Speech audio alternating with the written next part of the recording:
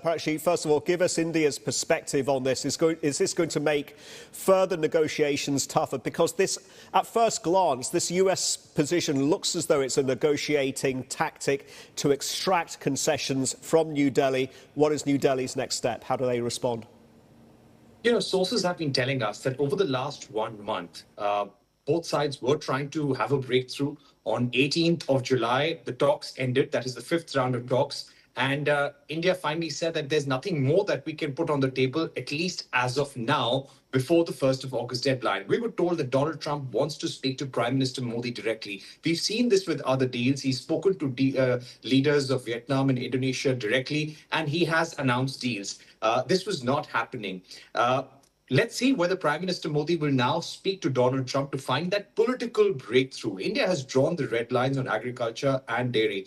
In fact, the latest statement coming from the government, Indian government, is that we're studying the implications, that we will take all steps to secure our national interests, especially for farmers, MSMEs, our workers, just the way we've done in the UK FTA as well. We remain committed to a fair, balanced, and mutually beneficial trade agreement. So this has been the response, but it's been a shock for Indian exporters, especially in the garment sector, in the leather sector, engineering goods, chemical goods. They say margins will be under pressure. They were ready for a 25% tariff, saying, yes, it will create some pressures, but we'll be able to tide it over.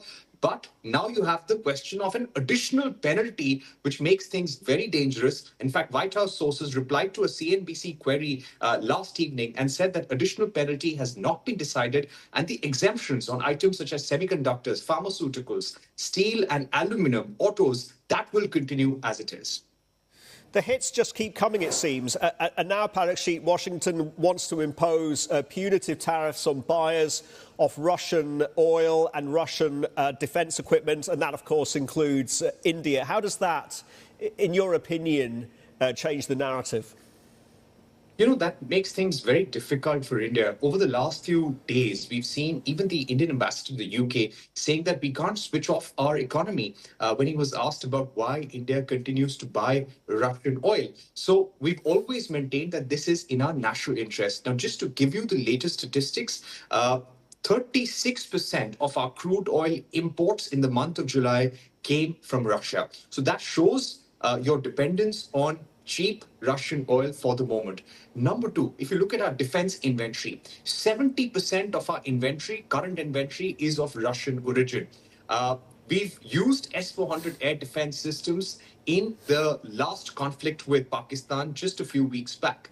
There are at least 2 more units of S-400 systems which have to be delivered by 2026 next year. We're weighing US F-35s and Su-57s of Russia, the 5th generation stealth fighter jets, for our fighter jet program.